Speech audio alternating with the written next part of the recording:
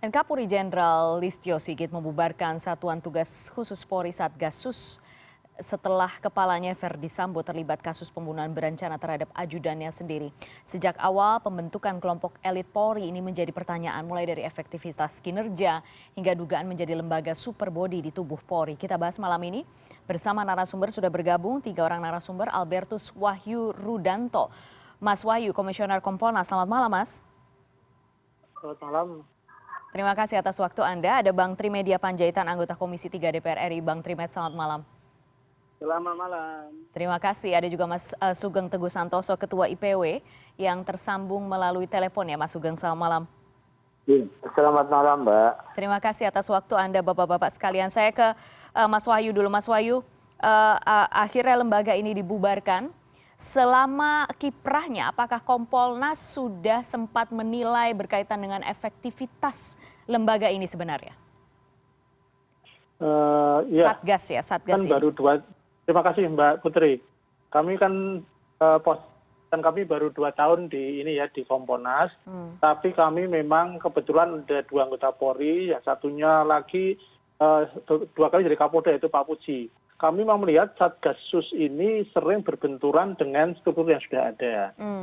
Tapi kami mau menelisik apakah kebenarannya ternyata itu kita dalami waktu itu sebelum kejadian kasus ini, Mbak. Ya. Kasus ini ternyata sudah dibentuk zamannya Kapolrinya Pak Tito. Betul. Alasannya waktu itu untuk akselerasi tugas-tugas yang menjadi atensi pimpinan.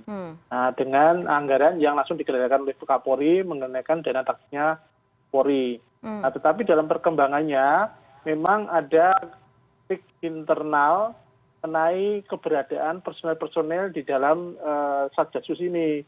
Karena para personel dalam Satgasus ini rupanya mendapat privilege dalam banyak hal, misalkan untuk sekolah, sebagainya ya. Ini yang jadi prioritas kan, gitu ya. yang sangat penting bagi personel. Itu mereka lancar, sehingga menimbulkan konflik internal. Sehingga dengan adanya keputusan ini dari Pak Kapolri, menurut kami tepat dan proporsional, karena kehadiran Satgas ini saat ini sudah menjadi benalu di dalam organisasi, Mbak. Oke. Pertama di overlapping, Ya. 2 personelnya ini seolah-olah pihak istimewa untuk karier seperti sekolah dan sebagainya. Karena Polri ini sekarang dikenal sekolah untuk mereka yang lain yang ikut tes, ada juga yang mendapat fasilitas-fasilitas khusus ya, seperti yang disebut sebagai talent scouting itu, Mbak. Dan itu Anda sudah, Kompolnas sudah melihatnya sejak sudah Satgas ini dibentuk sebelum gitu ya? kejadian ini, kami sudah oke. memberikan evaluasi itu. Dengan adanya Pak Verdi Sambo kemudian bermasalah lalu dibubarkan dengan banyaknya masukan. Saya kira bukannya Kompolnas memberikan masukan, tentu sebelumnya ada masukan dari pihak lain ya, karena kehadiran Kasatgas Satuan Tugas Khusus ini sudah pada beberapa hal ada positifnya, tetapi di internal sering overlapping. Dan itu sering menjadi masalah di internal. Tumpang tindih satuan kerja salah satunya itu ya. Baik. Betul, ya. Baik. Saya ke Bang Trimed. Bang Trimed, Komisi 3 juga melihat hal yang sama, bahkan juga kabarnya disebut-sebut ini adalah kelompok yang dalam tanda kutip super body di tubuh Polri. Saya mungkin ingin menambahkan apa yang disampaikan oleh Pak Wahyu. Satgas itu ya berdiri 2017, zaman Kapolri. Betul. Dan sesungguhnya Satgas itu juga merespon, kita tahu ada peristiwa demo besar-besaran 4 November 2016. Iya. Sesungguhnya awalnya Satgasus ini namanya kan Satgasus Merah Putih. Jadi ada kata-kata merah putih. Iya. Jadi Satgasus ini diharapkan bisa mendekati tokoh-tokoh. Tempoh hari kan ada peristiwa Basuki Cahayapurnama, bisa mendekati tokoh-tokoh sehingga suasananya kondusif. Tapi belakangan Satgasus Merah Putih ini berkembang dalam penanganan perkara, sebagaimana yang disampaikan oleh Pak Wahyu. Saya sendiri pada saat rapat dengan Kapolri Pak Tito, tempoh hari sempat menanyakan itu, apa gunanya ini? Apakah ini menjadi tim elit dari Kapolri? Apakah ini tim elit dari Polri untuk memberantas penegakan hukum? Apakah ini juga ada arahan dari Presiden Jokowi? Apakah ini juga pembentukan untuk men-trigger direktorat-direktorat yang ada di Barreskrim, misalnya Bidum, Pitsus, dan Tipiter, Eksus, ya, itu yang kita juga pertanyakan, dan Pak Tito meyakinkan dan juga dilanjutkan oleh Pak Idam, ya, bahwa ini tidak tumpang tindih dengan posisi-posisi yang saya sebutkan tadi, sekaligus juga ini bukan pasukan elit yang disebutkan ini, tapi ini adalah hasil pilihan.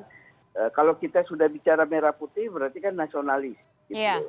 Dan mereka tidak lihat kiri kanan muka belakang, bagi mereka yang penting merah putih yang dikedepankan untuk kepentingan negara mungkin maksudnya. Misalnya mereka juga terlibat pemberantasan narkoba, bawang putih dan lain-lain. Nah itu yang dilakukan. Tapi memang dalam perjalanannya betul yang disampaikan oleh Pak Wahyu, mereka ini semacam tim elitnya. Artinya mereka ini orang-orang dekatnya Kapolri, dari mulai Pak Tito, kemudian Pak Idam, dan juga dilanjutkan bahkan dipercayakan kepada Pak Ferdi Sambo. Tempo hari pada zaman Pak Tito, sepanjang pengetahuan saya, Pak Idam tuh yang jadi komandannya Satgasus Merah Putih ini. Itu yang saya lihat. Dan itulah apa yang disampaikan oleh Pak Kapolri, peristiwa Pak Ferdi Sambo ini ada hikmahnya sehingga Satgasus ini juga bisa dibubarkan langsung oleh Kapolri. Dan itu artinya bahwa Kapolri juga mendengar apa yang disampaikan oleh masyarakat dalam rangka perbaikan institusi Polri ke depan. Bang Trimet, Anda juga langkah Kapolri membubarkan Satgasus ini. Dan mudah-mudahan ke depan juga tidak dibuat lagi tim-tim khusus. Serahkanlah semua fungsi yang ada di Barreskrim itu dalam rangka penegakan hukum. Ya harus dipercayakan kepada mereka. Bidum tugasnya apa, Tipiter tugasnya apa, kemudian narkoba tugasnya apa. Jadi bukan tim yang dibentuk lagi. Sehingga soliditas di tubuh Polri itu bisa terjaga. Oke. Internal terutama ya. Ini Satgasus ini sangat berpengaruh dengan kondisi internal Polri, begitu menurut Anda ya Bang Trimet ya berarti ya? Ya, ini untuk kepentingan internal soliditas Polri. Ya, oke. Mereka semua, ngapain orang ada ditugasin jadi Bidum, Tipiter, ya mereka yang harus bertanggung jawab sesuai dengan tupoksinya.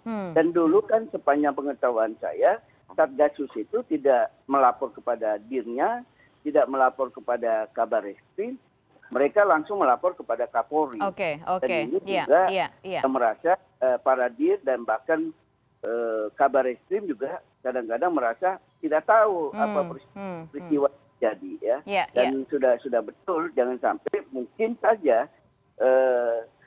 Kapolri menganggap bahwa Kabar Eskrim ini terlalu luas tugasnya, kemudian dia perlu membuat orang-orang dia untuk melakukan tindakan-tindakan khusus yang diperintahkan oleh Kapolri. Bisa saja memang seperti itu. Jujur saja memang itu membuat suasana kurang kondusif di dalam tubuh Polri. Iya, baik. Saya ke Pak Sugeng. Pak Sugeng, IPW melihat memang ini sudah waktunya ya, karena sepertinya ya, karena memang beberapa kali IPW sudah bersuara kencang terhadap posisi kehadiran Satgasus ini. Iya, IPW lebih menyoroti ya, walaupun ada sekitar 5 alasan untuk Satgasus dievaluasi yang akhirnya dibubarkan, soal kewenangan yang berlebihan ya, yang bisa disebut super body, karena dia menangani penyelidikan dan penyidikan 5 tindak pidana yang menurut saya tindak pidana yang berpotensi besar ya di dalam hal terlibat jumlah uang penegakan hukum yang terkait dengan nilai ekonomi yang besar. Nah ini berpotensi menyimpang. Kalau dia saja tadi laporannya tidak kepada satkernya, seakan-akan kepada Kapolri saja. Jadi punya potensi menyimpang seperti itu. Dan juga laporan walaupun dikatakan anggarannya menggunakan anggaran dinas ya, tapi kemudian laporannya seperti apa ya? Apakah juga diaudit oleh BPK ya, seperti itu. Ada yang menyebut bahwa ada anggaran dicari dari anggaran lainnya. Itu yang maksud Anda harus dipertanyakan juga? Yang beredar kan mereka mencari anggaran sendiri ya. Nah inilah titik krusial ketika pencarian anggaran sendiri kan dari penanganan kasus, ya, ya itu pasti akan melanggar, menyimpang, Oke. ya, gitu loh, ya, walaupun disebutkan dari anggaran dinas, ketika mencari anggaran sendiri, ya, itu akan menyimpang, penyimpangan itu bisa terjadi, kemudian makin besar, ya, kemudian mereka yang menentukan sendiri kebijakan arah tugas Satgasus ini apa yang disebut atensi segala Iya, macam, iya. ya, gitu. Oke, baik. Baik, kita sekarang setelah jeda kita akan membahas bagaimanapun ada beberapa orang di dalam Satgasus ini yang kemudian diduga terlibat karena seluruh ajudan Verdi Sambo kemudian berada di dalam Satgasus. Beberapa di antaranya kita tahu menjadi tersangka. Setelah jeda kita bahas itu, Bapak-bapak tetap bersama kami di CNN Indonesia Newscast.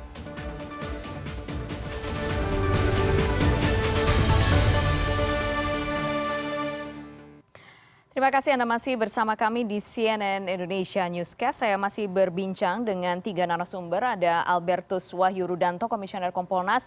Ada Bang Trimedia Panjaitan, Komisi 3 DPR. Dan juga Sugeng Teguh Santoso, Ketua IPW. Kami masih membahas soal Satgasus Polri yang baru saja dibubarkan oleh Kapolri Jenderal Listio Sigit Prabowo. Saya ke Bang Trimet sekarang. Bang Trimet, seperti kita tahu Kapolri membubarkan Satgasus ini setelah Verdi Sambo ditetapkan menjadi tersangka akhirnya, dan beberapa ajudan Verdi Sambo juga berada di Satgasus. Apakah menurut Anda cukup sekedar pembubaran atau menurut Anda perlu dilakukan investigasi yang lebih lanjut terhadap mereka yang bergabung di Satgasus ini? Ya perlu saja dilakukan, termasuk melakukan audit, audit, ya. melihat kinerja mereka selama ini. Apakah betul apa yang disinyalir oleh Pak Sugeng Teguh Santoso tadi, bahwa kasus-kasus itu dalam tanda petik ada yang diolah oleh tim ini. Tapi bagi saya yang paling penting, Kapolri ke depan ini melakukan proses konsolidasi dan bersih-bersih ke dalam, ya, supaya Polri yang presisi sesuai dengan visi misi Kapolri yang disampaikan pada saat fit and proper di Komisi 3 DPR itu bisa berlanjut.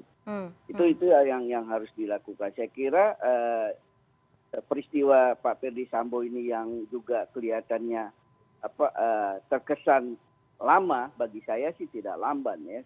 Karena juga mungkin salah satu faktornya soal itu. Yeah. Beberapa pihak yang mungkin mempunyai kedekatan khusus dengan Pak Verdi Sambo yang posisinya dalam rangka pengungkapan kasus ini, itu juga sengaja melakukan perlambatan terhadap usaha ini. Jadi bukan hanya menindak siapa yang termasuk dalam Satgas, tapi lakukan bersih-bersih konsolidasi internal, dan peristiwa ini harus benar-benar dilakukan oleh Kapolri untuk konsolidasi internal. Sehingga kita berharap 1 bulan ke depan solid Polri ini, orang-orang yang tidak merah putih atau tidak tegak lurus kepada Kapolri, yang tidak jujur, tidak terbuka, kemudian juga tidak sesuai dengan visi misi Kapolri, itu harus dipinggirkan oleh Kapolri. Sebagaimana Presiden Jokowi sampaikan, yang ada visi misi Presiden, tidak ada visi misi menteri. Kapolri juga harus seperti itu. Betul. Tidak ada visi misi Ketua lembaga, ya. jajaran pejabat utama mereka, yang ada adalah visi misi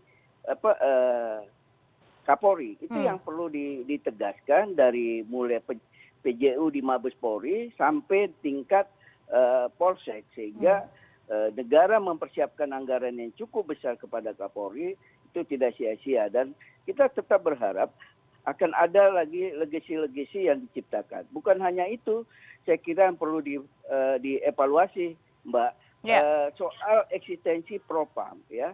Propam itu juga terlalu full power itu. Itu juga perlu dievaluasi eksistensi Propam itu, sehingga tidak terlalu full power, sehingga menjadi institusi yang sangat-sangat ditakuti oleh Polri di dalamnya. Itu menarik. Ini evaluasi oleh Kapolri. Apakah sudah sesuai Propam itu dengan visi misi, dengan presisi dari Kapolri. Propam yang juga harus dievaluasi. struktur organisasinya, kewenangannya. Iya, seluas apa gitu ya. Bagaimana dengan IPW kalau Mas Sugeng Anda melihatnya ini setelah pembubaran, setelah penetapan Irjen Verdi Sambo sebagai tersangka, kemudian sudah ada sekitar puluhan polisi kemudian yang diduga terlibat melakukan pelanggaran kode etik dan sekarang pembubaran Satgasus. Anda melihat IPW ini adalah salah satu cara pintu masuk untuk membersihkan Polri lebih lanjut atau bagaimana? Atau masih banyak sekali PR-nya? Betul, yang tadi dikatakan oleh Pak Trimedia ya, bahwa momentum ini harus digunakan untuk melakukan konsolidasi, ya, kemudian membersihkan dari anasir-anasir yang penyalahgunaan kewenangan yang besar karena merasa dia punya kekuatan, ya. Seperti itu. Dan Anda sudah melihat kecenderungan itu ya? Oh iya, 31 tenggelam itu nggak masuk akal ya. Oke. Tidak masuk akal saya, berarti relasi kuasa yang terjadi di 31 ya, ini, 31 polisi yang terlibat. Ini saya selalu sebut sebagai relasi seperti geng gitu ya, relasi kuasanya. Nah, terusnya juga pembenahan secara sistemik nih ya, sistemik. Apakah bisa kemudian dipikirkan di dalam soal pengawasan terhadap anggota ya melalui majelis kode etik kepolisian dicangkokkan di sana peran dari publik ya, karena model pengawasan yang dilakukan peran dari publik itu pada profesi-profesi itu sudah ada. Ya, misalnya dilibatkan masyarakat di dalam majelis kode etik kepolisian ya. Biasanya memang sudah menerima masukan dari publik juga kan? Bukan masukan, tetapi menjadi terlibat ya, menjadi bagian dari majelis etiknya. Oh, bagian langsung, oke. Iya, jadi ini regulasinya yang dirubah lagi ya. Ada perubahan regulasi ya. Jadi di sana ada peran publik, misalnya tokoh yang mempunyai reputasi atau akademisi, supaya bukan antara polisi saja ya, apakah mungkin jeruk makan jeruk yang menjadi pemeo. Dengan adanya peran publik di sana, polisi juga terbantu untuk menjaga institusinya dari anggota-anggota yang nakal gitu ya, karena ada publik turut serta. Nah ini pembenahan salah satu yang diusulkan oleh IPW seperti itu ya. Oke.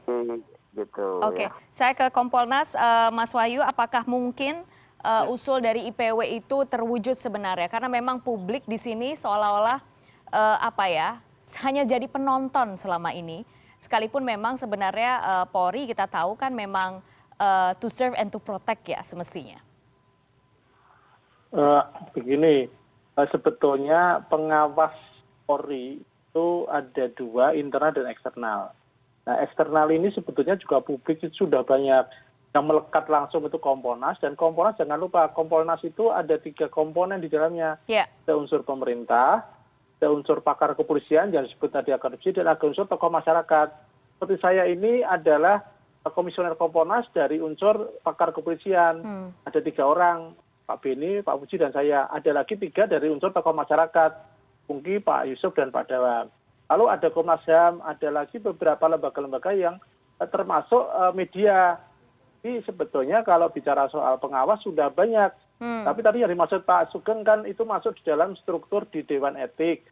Nah, saya kira kalau itu nanti akan aspek karena pola yang ada di Polri itu untuk etika kan masih dalam struktur di dalam dalam mekanisme organisasi. Ya, boleh-boleh saja itu diusulkan sebagai salah satu bentuk untuk akselerasi. Tetapi kalau pengawas sudah banyak. Itu mungkin yang dimaksud Pak Sugeng tadi yang langsung ketika ada sidang etik ikut di dalamnya. Dewan Etik, ya. Karena tapi kalau untuk pengawas sudah banyak, pengawas di Polri ini sudah banyak sekali pengawasnya. Dan selalu intens melakukan pengawasan, termasuk media bagian juga dari pengawas publik untuk Polri. Itu untuk jawaban tentang pengawas itu, Mbak Putri. Iya, pengawas masih banyak, tapi kenapa masih terjadi yang seperti ini, Pak Wahyu, kalau menurut Anda? Inilah yang bagi Kompolnas merupakan PR besar. Jadi tadi saya menambahkan, menyambung pertanyaan ini, menambahkan dari Pak Trimedia. Jadi kejadian ini, tragedi Duren 3 ya, menurut saya ini tragedi nasional karena seorang perwira tinggi yang kenai tindakan pidana oleh Polri itu nggak sekali ini saja, sering. Tetap perwira tinggi membunuh anggota itu baru sekali ini, sehingga ini sesuatu yang berat dan ternyata rentetannya panjang karena kemudian ada cerita rekayasa ini semua orang kan mulai dari Kapolri, kemudian Kompolnas, kemudian masyarakat, publik kan ditipu semua dengan rekayasa ini. Sampai Presiden saya hitung 5 kali loh bicara, 4 kali langsung beliau, 1 kali lewat Pak Mahfud MD. Ini berarti kan sebetulnya menurut pandangan kami, Presiden tahu ini kalau ada yang nggak benar di sini. Sampai beliau berkali-kali menyampaikan itu dan ternyata terbukti kemarin dan hari ini pengakuan dari Pak Sambo merekayasa ini semua. Dan ini momentum dari Pak Kapolri untuk benar-benar bersih dan saya setuju dengan apa yang disampaikan oleh Pak Trimedia, konsolidasi internal. Karena ini saya menyangkut ke topik kita hari ini mengenai malam ini mengenai Satgasus ya. Satgasus ini memang sudah di luar dari tupoksi yang ada. Karena apa? Karena sebetulnya SOTK jadi description-nya itu sudah ada di masing-masing jabatan, masing-masing bidang yang ada. Tetapi waktu itu kan Pak Tito sebagai Kapolri melihat ada kasus-kasus yang menjadi atensi pimpinan yang dianggap tidak bisa diakselerasi dengan struktur yang ada. Itulah kemudian dibikin Satgasus.